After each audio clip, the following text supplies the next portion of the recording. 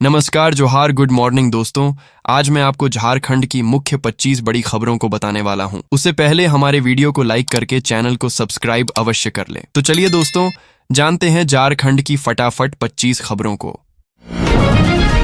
अब आधार कार्ड की जानकारी जैसे नाम, पता, जन्म तिथि और मोबाइल नंबर ऑनलाइन ही अपडेट हो सकेगी। नवंबर 2025 से UIDAI नया सिस्टम लाएगा जिससे पेपर वर्क कम होगा। पैन, पासपोर्ट से ऑटो वेरिफिकेशन होगा। पता अपडेट करना 14 जून 2026 तक मुफ्त है। मोबाइल नंबर लिंक हो ताकि OTP से प्रोसेस पूरी हो सके।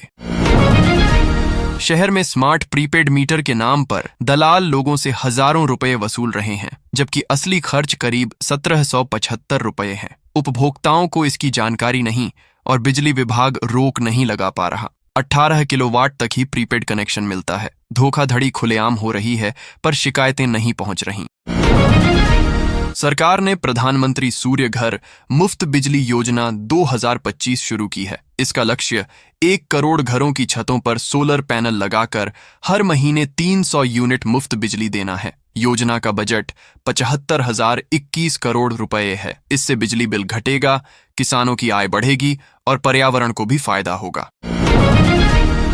मध्य प्रदेश और राजस्थान में कफ सिरप पीने से बच्चों की मौत के बाद केंद्र सरकार ने 3 अक्टूबर को सभी राज्यों को चेतावनी दी है। 2 साल से कम उम्र के बच्चों को कफ सिरप न देने की सलाह दी गई है। झारखंड में अब तक कोई सरकारी आदेश जारी नहीं हुआ। सभी अस्पतालों को सतर्क रहने को कहा गया है। झारखंड के बेतला नेशनल पार्क को 3 महीने बाद फिर से खोला गया है। यह हर साल 1 जुलाई से 30 सितंबर तक बंद रहता है। भारी बारिश से कई सड़कें टूटी हैं, इसलिए कुछ इलाकों जंगल में जीप से घूमकर जानवर देखने की यात्रा नहीं होगी। उद्घाटन कस्तूरबा स्कूल की बच्चियों ने किया। पार्क 1149 वर्ग किलोमीटर में फैला है और सर्दियों में बहुत भीड़ रहती है। झारखंड के स्वास्थ्य मंत्री इरफान अंसारी ने भाजपा नेता CP सिंह को पत्र लिखकर कहा कि उन्हें पार्टी में सम्मान नहीं मिल रहा। उन्होंने सोशल मीडिया पर जाति का मुद्दा भी उठाया। जवाब में CP सिंह ने कहा कि भाजपा ने उन्हें भरपूर सम्मान दिया और 7 बार विधायक बनाया। उन्होंने अंसारी को जनता की चिंता करने की सलाह दी।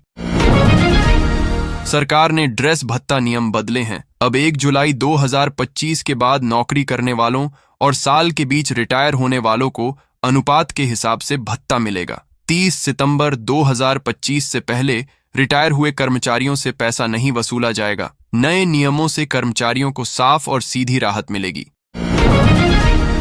जेट 2024 के लिए आवेदन की आखिरी तारीख अब 30 अक्टूबर रात 11:45 तक है। फीस जमा करने की अंतिम तारीख 31 अक्टूबर और फॉर्म सुधार 1 से 3 नवंबर तक होगा। आवेदन पूरी तरह ऑनलाइन होंगे। उम्मीदवारों को समय से पहले आवेदन करने और दिशा निर्देश ध्यान से पढ़ने की सलाह दी गई है।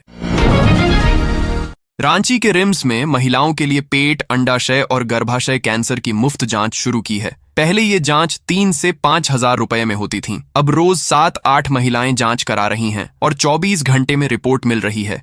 इससे समय, पैसा दोनों की बचत होगी और इलाज जल्दी शुरू हो सकेगा।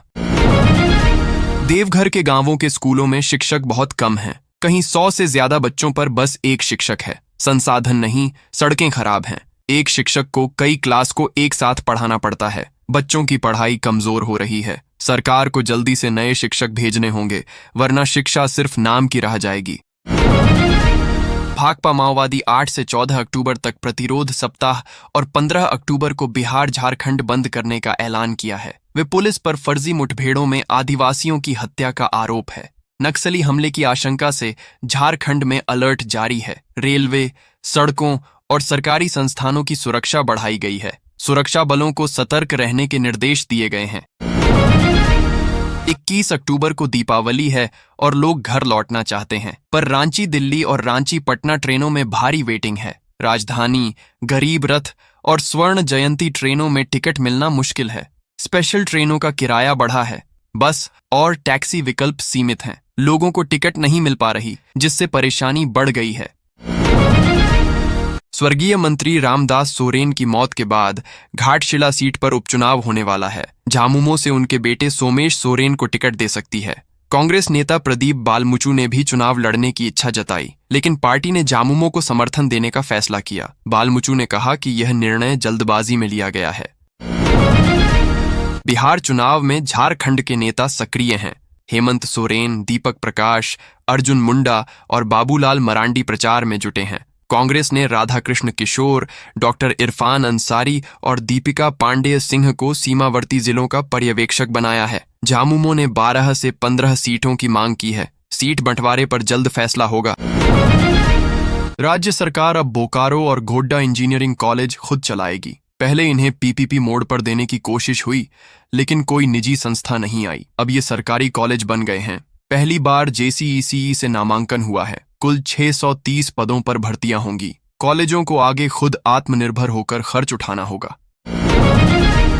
रांची स्टेशन पर एक महिला चलती ट्रेन से गिर गई। आरपीएफ के सूरज पांडे ने फुर्ती दिखाकर उसकी जान बचाई। उन्हें हल्की चोट आई। महिला घबराकर उतरने लगी थी। यह घटना ऑपरेशन जीवन रक्षक अभियान के दौरान हुई। आरपीएफ की इस तेजी और इंसानियत की सबने तारीफ की। यह सुरक्षा बल की सजगता को दिखाता है।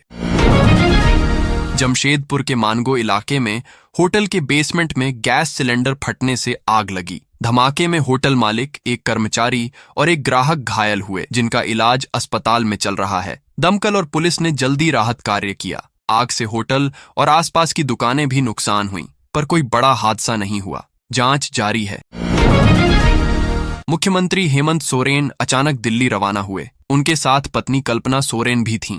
दिल्ली में वे विधि विशेषज्ञों से सारंडा अभयारण्य मामले पर मिल सकते हैं, जिसकी सुप्रीम कोर्ट में 8 अक्टूबर को सुनवाई है। वे जल्दी झारखंड लौट सकते हैं। कुछ वरिष्ठ अधिकारी भी दिल्ली जा सकते हैं। पूर्व मुख्यमंत्री चंपाई सोरेन तामुकपाल गांव पहुंचे, जहां 2 आदिवासी लोगों की सड़क हादसे में मौत हो गई थी। उन्होंने परिजनों से मिलकर दुख जताया और प्रशासन की लापरवाही की आलोचना की। प्रदर्शनकारियों पर केस दर्ज करने को गलत बताया। 30 से 35 ग्रामीणों पर एफआईआर हुई थी। उन्होंने मदद का भरोसा दिलाया और कार्रवाई की मांग की।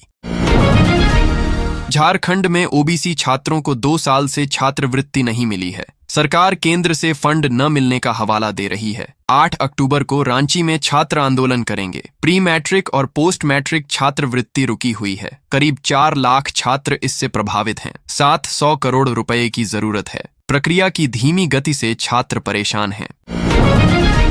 बीजेपी ने हर विधानसभा में कार्यक्रम कर स्वदेशी अभियान को घर घर तक पहुंचाने की योजना बनाई है। नेताओं ने बताया कि स्वदेशी अपनाना आत्मनिर्भर भारत की नींव है। बाबूलाल मरांडी ने कहा कि प्रधानमंत्री मोदी का लक्ष्य है कि भारत 2047 तक विकसित राष्ट्र बने और यह स्वदेशी वस्तुओं के उपयोग से ही संभव है।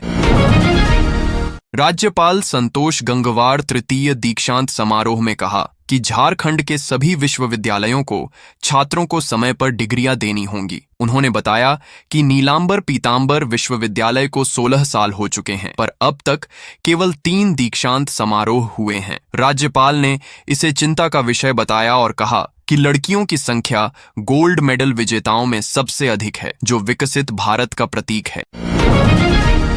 प्रधानमंत्री विकास भारत योजना 1 अगस्त को शुरू हुई। इसमें सरकार अगले 2 साल में 2.5 करोड़ से अधिक नौकरियां सृजित करने के लिए लाखों करोड़ रुपए खर्च करेगी। योजना में पहली बार नौकरी पाने वालों को 15,000 तक प्रोत्साहन मिलेगा। नियोक्ता को भी 6 महीने तक काम कराने पर प्रति कर्मचारी 3,000 रुपये तक प्रोत्साहन मिलेगा।